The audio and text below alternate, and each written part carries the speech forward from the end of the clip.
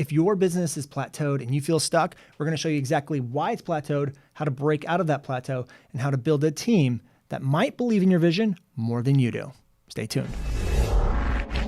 Hi, I'm Brandon Lucero, and you're about to experience the new way to thrive in business, entrepreneurship, and life by leaning into who you are, what you love, and standing up for what you want to create. Get ready, because this is where we go against the grain, say no to outdated society norms, and we say yes to change in order to create a happier, more fulfilled world. Welcome to the New Generation Entrepreneur Podcast.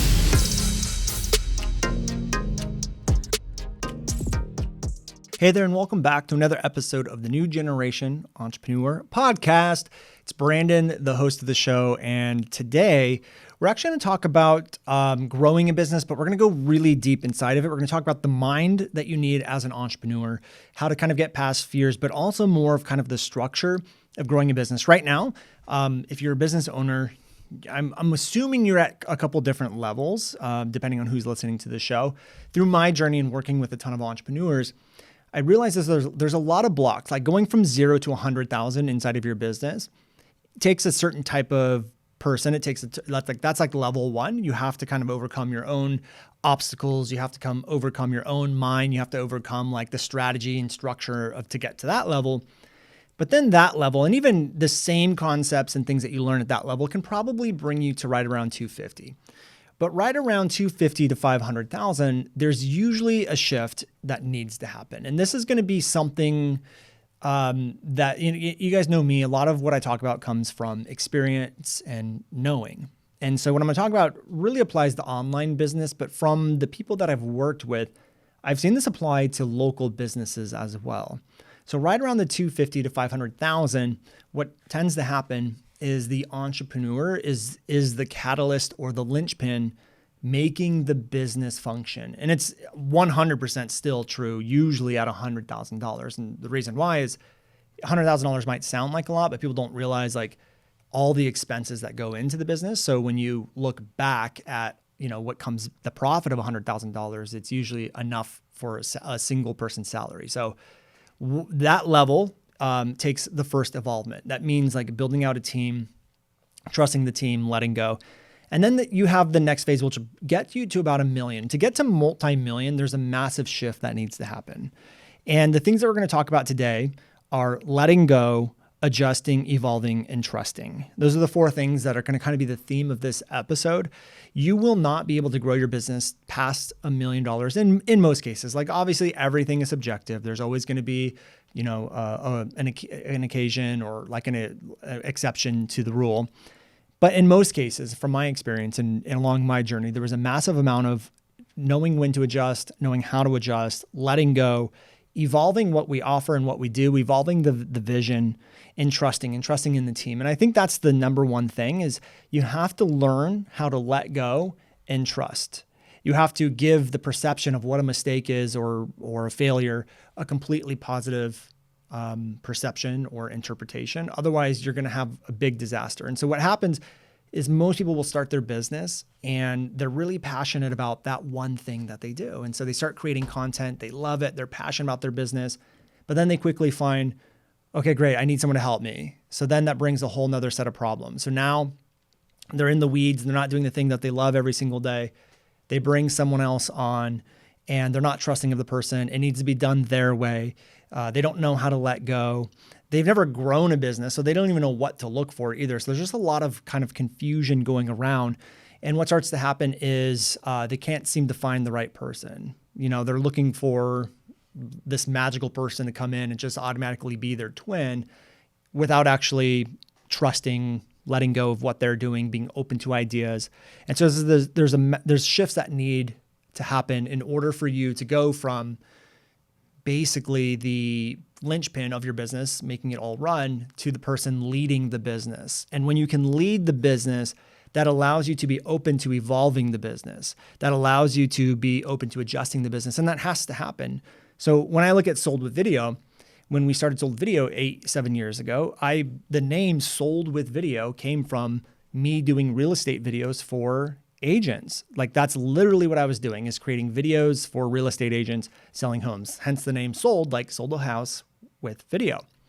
Then we evolved to YouTube marketing. So the name just basically stayed the same. And then now we evolved into focusing primarily on messaging, primarily on content, but also kind of wide range of this new generation of entrepreneurship and kind of like breaking down society norms that allow this new generation of entrepreneurship to thrive.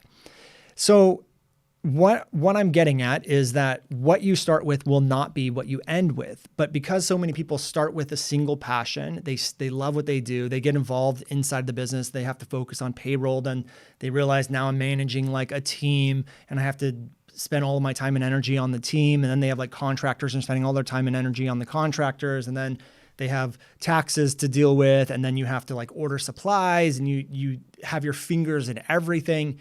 And you're pulled away from the passion that you first started the business, and you start hating the job. You lose the passion. You start to resent the business.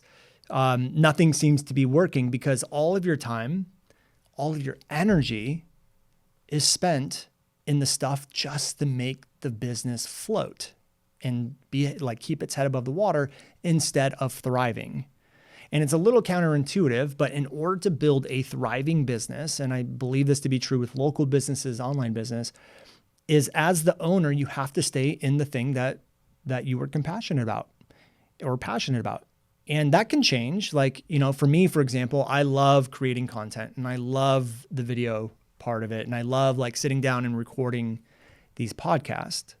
But over time, I've also learned to really love like team building, and I love to connect with my team. And so my passion starts to change and adjust. But what I've gotten really good at over the last 3 months is moving people around into the business to areas where they can thrive, trusting in their ideas, letting them go out and experiment and try and be okay with failure. And that's really allowed our business to thrive.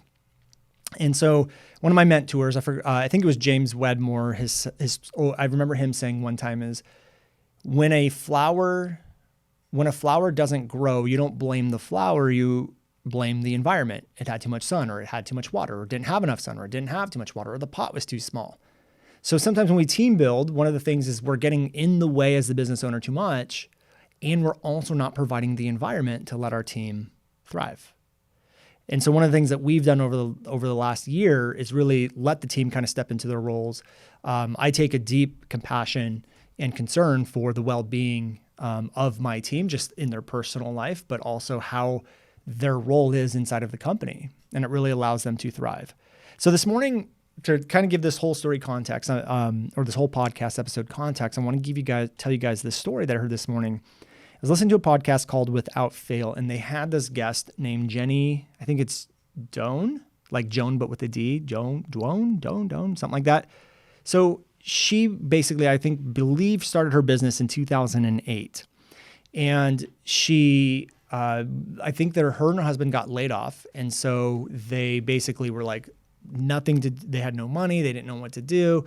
And she loved quilting. And so there's this process of quilting. I don't remember specifically what it is, but when you end a quilt, there's a very unique process that the quilt needs to go through to finish it off.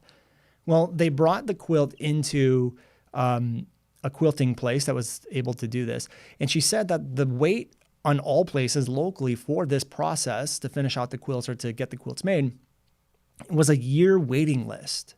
And so you literally, if you want that quilt for Christmas, you literally have to bring it like the December the year before. And so her son and her family asked her, do you know how to do this process? And she said, yeah, but it's just so time consuming. I don't want to do it. And I said, so why don't you do it for people? There's obviously a huge demand for it. People are willing to pay for it. No one can keep up with the demand. It's such a long process.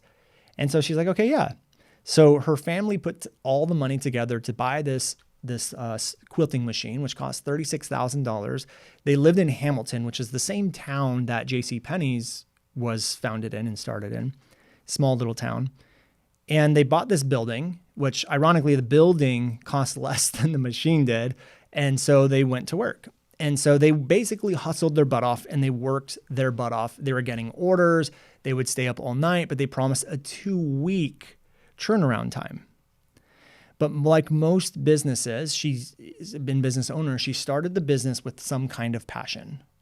She started the business doing what she loved. She had a passion for quilting and all this stuff, but then quickly found out I'm working all the time. I'm hustling all the time. I don't have the freedom. And you're like me, you start your business for freedom. It could be time freedom, financial freedom, or both really.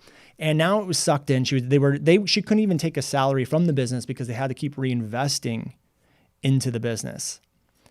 And then all of a sudden one day, her son came up to her and said, "Mom, I want you to start creating YouTube videos." And she goes, "I don't want to create YouTube videos. It doesn't make any sense. It's just like kids your age go on there and watch YouTube." And what's really funny, she said to the podcast interviewer, she said, "The funny thing is, this decision is literally what shifted our entire life, our entire company, and our entire business." And I remember being a parent telling my son to not be on the computer as much as he was. And ironically, being on the computer is what led to this pivotal moment inside of her business. So the first lesson of this story is kind of what I preach. Like, yes, we need guidelines. Yes, there needs to be structure in how we let kids access the internet and things like this. But at the same time, what she had done her entire life was live in her model of this is right, this is wrong, this is the way it's always been, pushed it on her son. Don't be on the computer. Don't do this. Don't do this. And maybe she could have gone and looked at it as like, how do we structure effective time on the computer? How do we get you to learn these social media platforms? How do we go make videos, go do YouTube and all this stuff? So that was the first lesson that she learned, is like, wow, like the times have really changed. And she decided to listen to her son. And the lesson here is she says on the podcast is, I didn't think it was actually going to work, but I did it anyways. And I don't think a lot of business owners and entrepreneurs actually understand the value of following through with an idea that your team has, even if you don't think it's a good idea.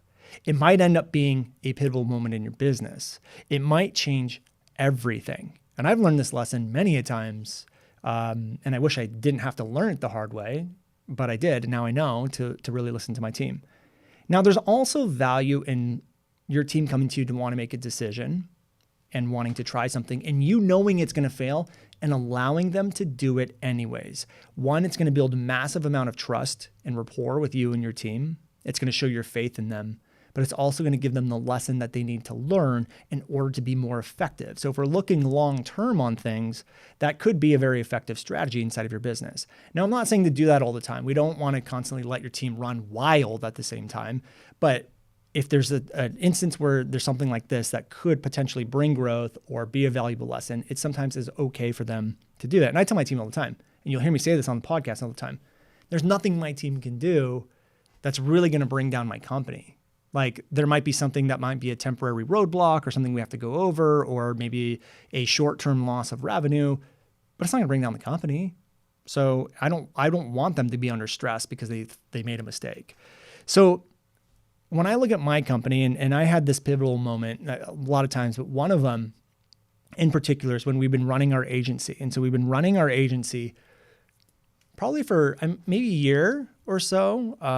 No, probably a year and a half. We've been running our agency, and it was just kind of like Taylor and I and a couple of employees running it. And I had this idea of what it was supposed to be and what I wanted it to be, but it was just so time consuming. And we really had to make a decision because it really was taking 80% of our time, but it was bringing in at the time about 20% of our revenue. So the ratios just didn't make sense. So we had Matt. Matt was a student who had become a friend over the years. And then we had him fly out to consult us on the agency. And then I basically begged him for 2 months to come in and work for us. And it took a while, but he finally said yes, flew out here, he moved out here, and he wanted to change the agency. And I fought him for probably 6 months on it, at least 6 months of this is what it is. This is the way it's supposed to be. Again, getting into my own stuff, getting into my own ego, getting into, again, like even though I understand these concepts, I fall into this stuff all the time. This is the way it's supposed to be. It needs to be this way. Don't change it. I need you just to do what I say, AKA not being a great leader. Finally, I let Matt do what he wanted to do, and he's grown and evolved the agency into something that I'm extremely proud of. I believe is one of the best services that is even offered inside of our space. It's something that no one can touch, like the messaging, the video creative, along with the marketing expertise that we have going into this thing. There's just no one that can touch it. But that process wouldn't have happened unless I had finally broken down, trusted in Matt, let him kind of sink or swim, help him, guide him, lead him, and all of that stuff. And he's grown it to this amazing thing. And then Jenny had to do the same thing with her son when he brought the idea of YouTube. So she tried it. And she basically started building out this thing, and they started putting out tutorials and a lot of how-to content, which I kind of go against a little bit, but this is also probably 8 years ago when this was a very easy and great way to build a business online. And so what she started to do is they started to put out more tutorials, and people started to pay attention. People started to listen. People started to watch. People started to comment. They started to get some traction. But the problem was they had a local-based business that was making quilts, and they were teaching people how to make quilts. So a lot of people just wanted to do it on their own, and maybe a few of them were kind of sending things in. But what they started to notice that happened was that people wanted to buy the fabric that they were using in these videos. However, she was making the fabric herself. It was her fabric. So they started selling the fabric. They put out the website. They uploaded everything on the website, and they released the website to the world. And most people don't realize this, or at least new business owners don't realize this. Releasing a website to the world doesn't mean sales. It hardly ever does it mean sales. And so they had to focus on driving the traffic. So they started mentioning it on the YouTube videos, the fabric here, and linking to it. And they started to sell fabric. They started to get 1 sale a day, then ended up to 8 sales a day. They would package it up. They would write handwritten notes, and they would start selling these fabric. Well, it started to evolve. And so they went from one little shop in Hamilton to shop number 2 to shop number 3. And then something happened when they got a comment from someone who said, "I'm in Brazil. I'm going to come to the States, and I would love to come visit you." And she goes, "Well, that's a crazy idea. Yeah, I'll meet with this one person. This is amazing." So the person comes in, they meet, they quilt together, they hang out all day. And she goes, "Wait a minute. If there's one person that wants to do this, maybe there's more." And so what started to happen is they started to advertise, "Hey, we're going to do a workshop, come on in." And so now they have 2 or 3 different buildings. Now they're advertising to the audience that they're building off of Facebook, "Hey, come on in." Now the original idea of quilting and putting it all together and building a quilt is kind of out of the window now. And this is what I'm talking about evolving. This is what I'm talking about adjusting. It's paying attention to where things are going, paying attention to the opportunities, not being stuck in, "Hey, we spent $36,000 on a quilting machine. We need to stick here, and we need to stay stuck in this one thing because this is what we do, and we're not going to." You have to adjust, and you have to evolve. And that's exactly what they started to do. So they started selling the fabric. People wanted to start coming in and visiting. And things started to get a little crazy because they were selling a lot of stuff, packaging a lot of things, and it cost them a lot of manpower. They had to start doing all this stuff, and they had to start building out a team. And she basically said, and they still weren't making enough money to really comfortably build a team. And so her son came to her and said, "We need someone to help clean. We need someone to do this stuff. We need to hire someone." She's like, "I don't want to spend the money on doing that. I'll work harder. I will come in earlier. I will stay later to make sure we don't hire those people." And he said something to her that changed her life forever. And he says, "Mom, you're far more valuable to this company when you're just creating than cleaning the floors and cleaning up after it. That is where your value is. That is how we grow, and that is how we scale." And so many business owners, I don't think, ever realize that. They never realize when they can stay in the thing that they're passionate about, it creates a better energy, culture, environment inside of your company. It allows you to do the thing that you're good at so your team can go do the other things that they're good at. Because if you don't do the thing you're good at and you start trying to do the things they're good at, it's going to cause major problems inside of your business. And a lot of you experience that. A lot of you do that every day, whether you have a virtual assistant, you have an in-house team, you have a local business, you have an online business. And I'm willing to bet that if you are finding yourself doing that, your company is below $500,000 a year in revenue. And I'm willing to bet that you're starting to open up your eyes to this if you're at the $1 million a year level. And when I say opening your eyes, I mean actually trying to implement it and change it. You're probably around the $1 million. And that's my guess usually, but that's usually going to be the case. Now, going back to her story, what they started to do is they started to open up these shops. And then when they started to show on YouTube and in their videos, "Hey, people can come in and do workshops," people started to come in. People from all over the country, all over the world started to come in. More and more and more people started to come in. So they had to get another place and another place. Well, then what started to happen is everyone would come in and they would start asking them, where do we eat? Like, it's great. Thank you for the tour. Thank you for like putting on a workshop. Where do we eat? And she's basically, it's a town of 1,800 people in Hamilton. She said, you guys can go eat at Subway or the gas station. Like, those are your two choices. So what do you see? What do you notice? Another opportunity. So they didn't want to be in the restaurant business. So what they did is they found people who did want to be in the restaurant business. They would buy the building for them, and then they would take a percent of the profit of the restaurants. And they would give these people and these other entrepreneurs an opportunity to go own their own business. But what that was doing was creating a better experience for the business that she was growing. And so again, another opportunity. Well, then people needed to stay somewhere. And she tells us that they were starting to get hundreds and sometimes thousands of people a day coming to visit them. A day, like in person. Hundreds, if not thousands of people a day were coming. So they opened up and they got into the hotel business, and they started opening up these little retreats and these little like B&Bs, bed and breakfasts that were all around quilting. So they're building this entire city off of quilting. And then what they started having to do is they started to have to build their own streets and build their own sidewalks inside of their own town. And now what they're at is they have 450 employees that work inside of all their workshops, inside the quilting business, the fabric workshops, all the other businesses that they started. And they employ 450 people in a town that has 1,800 residents. They literally employ, 25%, 30%, or something like that? Yeah, about 25%, 30% of the people in the town. And the only reason that happened is because when they were stuck and when they were plateaued, she listened to her son, even though it didn't make sense in her head. She completely trusted the expertise of someone who's been in the computer and in the online space. She let her son go do something, knowing that he might fail, not understanding it, and leaning into the faith. If you're not going to trust your team, you're not going to grow your business. If you can't eventually get to a point where you can take a week off, 2 weeks, or even a month off your business, and it's going to fall apart because you do that, you don't have a business yet. You might technically have a business according to the city and tax and stuff, but you really have more of a job. And you hear people say that all the time. And the four things that are going to happen in order to grow a business is you're going to have to adjust. What you sell and what you do will not be what you sell and what you do down the road. Things will always trust. What you start with won't be what you end with.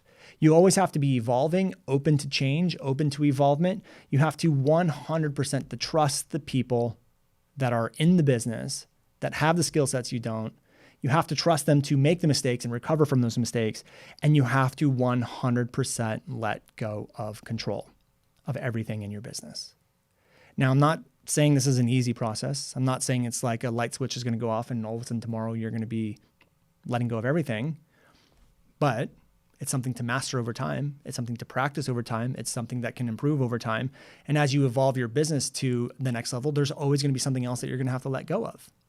But right now, I've really leaned into the first quarter of this year after our last launch is really just letting go of everything. And I thought I was already doing a really good job of letting go. But when we went through our last launch and we put stress on a business, and I actually enjoy putting stress on a business, and I think people should put stress on a business because what it does is it really exposes the weak links, the weak systems and processes, the weak even team members sometimes.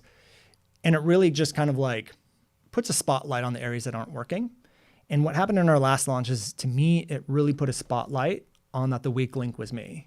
The weak link was the micromanaging. The weak link was, hey, you're not actually letting go. And so when we ended that launch, I was like, you know what? I'm done. I'm just so done trying to control things. I'm so done trying to micromanage. I'm so done trying to make things the way that I want them. And I'm so done seeing my team get exhausted, and Taylor specifically. Her and I had some really good one-on-one talks afterwards about how she was feeling and how I can improve on, giving her more control. And I said, you know what? I'm done. I need to let go of everything. So I said, here's what I want to have happen. Here's what I want to have happen by. Can this happen? And I let Taylor go off to the races. And she's been thriving. We restructured the team a little bit. We restructured the internal team. And I'm going to walk you guys through the different things. There's about 4 or 5 steps that you kind of need to go through in order to structure a team to grow, in order to structure a team to thrive. And I started doing that. We started doing that internally with our team. And right now in our business, we're on pace. So we have a run rate of probably a little over 2 million. So we'll be a multi-million-dollar business this year if things progress, possibly even push into the 3 million this year. And it's all because of how we're basically structuring the team. There's just no way any of this would happen if we didn't have the team in place. So the first thing that I want you guys to look at is I want you to focus on the vision or the deeper purpose, and your team needs to understand it and they need to support it. I remember when we were growing our business, and this is like when Matt and I were kind of butting heads, and we finally had this moment of, I had a moment of clarity. I had a moment of like, you know what, I need to just step out of this and let him thrive. And that's what I did. And he asked me this question, is like, do you think that someone on the team needs to believe in your vision in order to be a part of it and to be a part of the company? And that was a really good question. I never even thought about that. And I came to the conclusion, and how I still tend to operate off that question, is the team doesn't need to believe the vision, but they need to understand it and they need to support it. Now, it takes a very unique person to not fully believe in the vision, but still support it 100%. And if your team members can do that, I personally don't see a problem with it. Now, I feel like the team would be the most efficient if everyone believes in the vision, understands it, and supports it, but I don't think it's actually required. And I don't know if Matt actually do you believe in our vision, Matt? Put you on the spot here. You definitely support it. I do, but I think for me, being able to do what I love to do in support of that vision is what, with people that I really enjoy working with, is the important thing to me. Okay. So just to recap what Matt just said, for those who didn't hear, is he thinks he believes in the mission, but what's most important for him is to operate where you want to be inside the company. Yeah, what I love doing and stuff like that. And doing what he loves doing every day. And that makes a lot of sense. But the thing is like, if you go to my team, they're going to know what the vision is. And it's something that we're still growing, something that we're still kind of working towards. But our vision for our company, like everyone knows the revenue goal this year, which is 3 million. And we give our vision a quantifiable number. So I look at this and I go, okay, great. How do I get my team working towards this goal, the vision? Here is the vision. Here's what it is. Here's what I want to create. And the vision's going to be, it's going to be like impact, and it's going to be how we create change in the world. It's also going to be a revenue number. So we have kind of like this deeper purpose like vision. And then we also have the revenue. Now the revenue is a very quantifiable, easy number that you can say, oh, we're on target, we're not on target. You have to, in my experience, give the vision or the deeper purpose a quantifiable number as well. So for us, our vision is to really break down society norms and to create a better world, because the people just get trapped in beliefs, and then they teach those beliefs to their kids. And I think right now we have the biggest opportunity ever for people to go make money off their passion, to do things, quote unquote, not traditionally or untraditionally, and thrive because of it. And a lot of things are changing. And so we create content and messaging that helps people break down society norms or industry norms inside of their space so that they can thrive, be the first ones to the space. They can operate in the 5th level of market sophistication. They can create change in the world. And that's what our whole Video 4X program is. That's what the methodology is.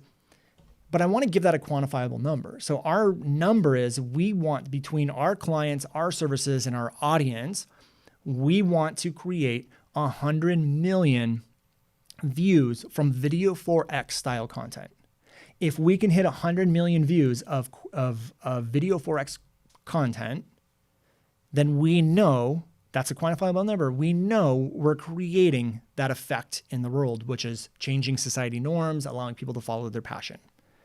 My team knows it. They understand it. They all support it. If they didn't support it, they wouldn't be on my team. And I really encourage you guys, you can't let the emotions of, and I've done this too, you can't let the emotions of how you feel personally about an employee, whether they're a friend or whatever. And I've seen other people lean into this and it just destroys their business. It kills opportunity. Okay, so that's step number one, is you have to know the vision or the deeper purpose. Now, really quickly, when I say vision or deeper purpose, I am not talking about the result. You're a copywriter, and what I'm not saying is I write copy and help people make a bigger impact. That's a result you bring. When you have 10,000 people that go through your program, go through your service, who have the promise or the result, what effect does that have in the world? That's what I'm looking for. That's what vision is. And with our Video 4X program, what I'm actually realizing is that what we're doing with messaging and what we're helping business owners do is look outside the result. We're helping them align their offer, their messaging, and their content to their passion. What we're really doing is we're aligning people, and looking deeper into your purpose or your vision is going to allow you to do that. What effect happens in the world when 10,000 people have the promise of your result, have the promise of your service or your program or your course? What effect does that have in the world? That's the vision. Now, the next thing that you want to focus on is the roles and responsibilities of each individual person inside of your team. One of the biggest shifts that we made probably in the last 8 months is the way the company was structured for a long time was kind of like it was Taylor and it was me. And Taylor is the COO. She's our integrator. She's our operations. And so it was just her and I, and then she would kind of manage everyone and make sure that, things are getting done. But as the team has started to grow, what we've done is we've given in basically responsibility to every single person on the team. Here's your role. Here's what you're responsible for. Here's what we expect. Here's the metric. Again, we're giving metrics to everything. Here's the metric that we want you to hit. And then things are in their court. So we say, here's what we expect. Here's what we want. We don't want you to be a checklist doer. We want you to be the checklist creator. So when we look at my team, we have me, CEO. We have Taylor, who's operations. We have Matt, who's basically the operations of the agency. And we almost kind of consider the agency like its own business, so to speak. And then underneath Taylor, now we have department heads. So when we look at fulfillment on our end, like what needs to happen with what we sell? Well, we sell courses.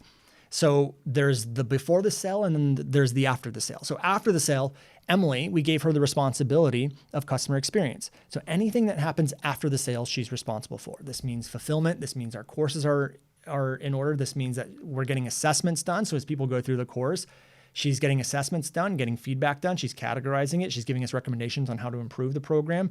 Anytime we do a call, she's getting it into the members area. She's monitoring the Facebook groups. She's doing customer support. Now, she's doing a lot of things right now. And as we grow, will we have a customer support manager? Yeah. And then that person will be in charge of customer support, and they will have roles, and then they will have responsibilities. So what we do with Emily is we look at things that we need and we can actually monitor metrics that she needs to hit. So one of those metrics is, hey, by the next quarter, so second quarter of this year, at the end of second quarter, we want this many assessments and we want 40 video testimonials from students going in that we can use in our next launch. So she has her metrics. We could also monitor all sorts of things. The metrics are up to you on how you want to do it. But the idea here is you need to give each individual person a role, a responsibility, and a metric they need to hit. Now, when we look at the other role inside of our company, we look at Brittany, we moved her into content manager. So this is everything to do with the podcast and the posting and all of that stuff. Instagram, Facebook, YouTube. She has her metrics that she needs to hit. And so what we're doing is we're basically saying, here's what you need to do. It's kind of the sink or swim, but it's not so much sink or swim. And that moves me into the next step. Step number 3 is you want to focus on being a mentor and not a micromanager. So we give them the roles, we give them the responsibilities, we listen to their ideas as a mentor, not as a micromanager who's going to push things down because things need to be the way that they are. If something is a really bad idea, like it's going to totally derail us, we probably won't do it. But there's not very often where I'm going to tell my team, no, we're not going to do that. What I might do is say, hey guys, based on my experience, here's what if we go down this road, here's what I think we might hit, but the choice is yours. I would recommend maybe trying this, this, and this, and this, but you guys let me know what you want to decide. It's usually my approach to situations where I think we might be heading down the wrong path. Now, if they recommend something and I have no idea how it's going to work out, we're likely going to do it. and we're likely going to trust. So one of the things that in my opinion, what a mentor does is I really look at myself as that mentor CEO, the person who supports them, the person who lets them learn from mistakes, the person who lets them do it, and the person who steps in and guides them when it's needed. The person who lets them know, I'm here if you need help. That's the person who checks in with them. It's the person who's making sure that their emotions are good. It's the person making sure that they have everything they need in order to thrive. It's the person who's sharing experience. It's all of that stuff. And when I do that, it allows me to step into my role, which is like today, for example, all I did was focused on outlining this podcast episode, going through what I want to do. All I'm doing is recording it. And then I'm going to go home. I'm going to check in on a few things. And then my day is basically going to be done. There could be more things. I could create another video if I wanted. But the idea here is I get to do what I want to do inside of my business because of these things. I let the team do what they're good at. Now, eventually the next step, and this is something that I'm believing we're going to have to, this is my next phase to get to multi-million, which we're on the pace to do. But I believe my work as a mentor is actually going to now take and focus on helping Matt and Taylor become the mentors that I've been to the team so they can go be the mentors to the team. And I see a lot in Matt and I see a lot in Taylor of ways that I've talked to them and the ways that I've dealt with them. They bring that down to the people that are underneath them that have roles and responsibilities as well. So I believe that to be the next phase of what we're going to be going through. But let's move into the next step. Is that you have to trust and let go. And you have to make sure that your team is in alignment with the vision, but you also have to let them bring change. So there's not one road and one way to get to your vision or to make your vision come to life. You have to let your team figure out their way to get to the vision. The idea, the goal here is not to get, the goal here is to get to the vision. The goal is not to design the road and to get to the vision, if that makes sense. It's not to, the goal is just to get to the vision. It's not to control how you get to the vision. Let your team get to the vision. Let them figure out the way to get to the vision. Now, the last and final thing to really grow and scale a business is getting into the mental side of all of this stuff. It's very easy for me to sit up here and say, you know what, just evolve, just adjust, just let it go, just trust your team. It's very easy to get up here and just say to do that, but it's not so easy to do it. And a lot of the reasons why it's not so easy to do it is, well, two things, usually fear and ego. Usually it's ego of, I know what's best. It needs to be done my way. It's not going to look good this way. It's only going to be good if it's done this way. But you never consider, maybe it's going to look better. Maybe it's going to do better. Maybe, yeah, they might make some mistakes and you're going to see a little bit of a suffering of that in the short term, but maybe the long term is something that's going to be created that you can't even imagine. Maybe they want to build off of your vision. Maybe they're going to create something that you can't even think about. You can't even fathom. Their minds think differently. Make them a part of the vision. You will have one of the most efficient teams and powerful teams out there. We did our Video 4X event in 2018, our very first one. No, 19? Yeah, 2019 of October. We finished the event, and that's when we discovered Emily's passion for putting on events, working with the students. We're like, oh my gosh, like the role that you're in probably isn't the best role for you. We need to move you into, customer success, putting on events. And when we did that, she was thriving, coming up with new ideas, developing processes, developing systems. And then I remember the day after the event, we all went to breakfast and she's like, I had this vision and I think one day, and our event probably had maybe 50 to 70 people there. She goes, we're going to have 15,000 people at an event. I can just see it. And what she did in that moment, because we let go, we moved her in, we gave her responsibility, we moved her into where she loves to be, she now was adding to my vision. I had never imagined doing an event with 15,000 people. I mean, that's like doing something at like Dodger Stadium.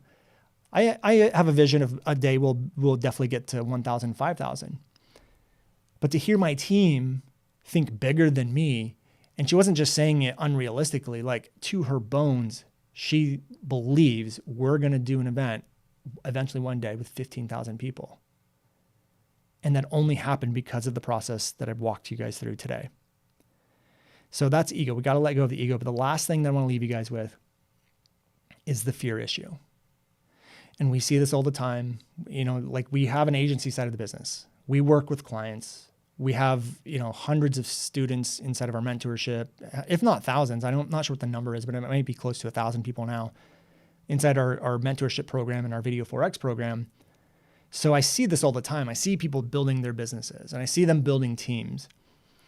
And even when we work with clients, the fear controls a lot of decision making for a lot of people. And what happens is when we let fear control our decisions, it actually causes the fear to come to life.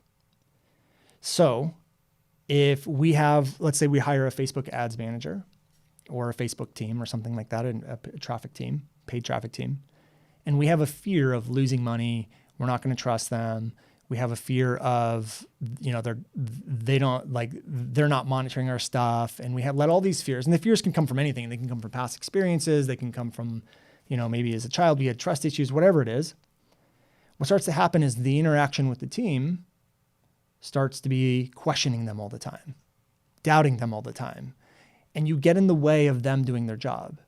So what happens is when you have this fear about losing the money with the paid traffic team or whatever it is, and this is just one example, you start to become the person that creates all this friction and content or friction and problems inside the business, so much to the point that they can't do their job. And when they can't do their job, they then can't give you the results, which the fear in the first place was they're not going to get me the results. Therefore, I'm going to panic. And then I'm going to panic and I'm going to do all this stuff. And then you actually create that fear and you turn it into a reality. And what's even worse is when you go through that process, it then reinforces that the fear was right. It reinforces, oh my God, I was so right. I need to do this again and again and again and again to keep me safe. But what happens is you stop growth and you start to go down. And that's one of the worst things as a leader, number one. Number two, it's one of the worst things that your team can do. So it's a big thing to keep in mind is you need to keep your team out of the fear. You need to keep your team out of the fear and the ego, because the things that they fear, if they make decisions from that, they're going to become the person that then creates those things inside of the business. Okay. So that's the last thing I want to leave you guys with is that when you grow a business and you want to scale a business, you have to focus more on just sticking in what the things that you love, finding and recognizing who's on your team, what they're really good at, what they love, and developing them, giving them the roles, giving them the responsibilities, and trusting them to help you get to your vision and build on your vision as well. Now, if you guys love this episode, we want to create more content for you. We want to go deeper. We want to bring on more guests. We want to continue doing this, maybe even post more videos and more podcasts, even more frequently. In order to do that, we would love for you to help us by leaving us a review on iTunes and subscribing to the podcast. Subscribing and leaving us a review helps us get more traction. When we get more traction, we are able to produce more stuff for you guys. Okay. So I would absolutely love that. Be extremely grateful for that. If you guys haven't done so already, what I would also recommend, if you want to join our community, is to go to the New Generation Entrepreneur Facebook group. Join us in there. Let us know your biggest breakthrough moment from this podcast episode, and I will be in there responding to you guys. So head over there now, and I'll see you guys on the next episode.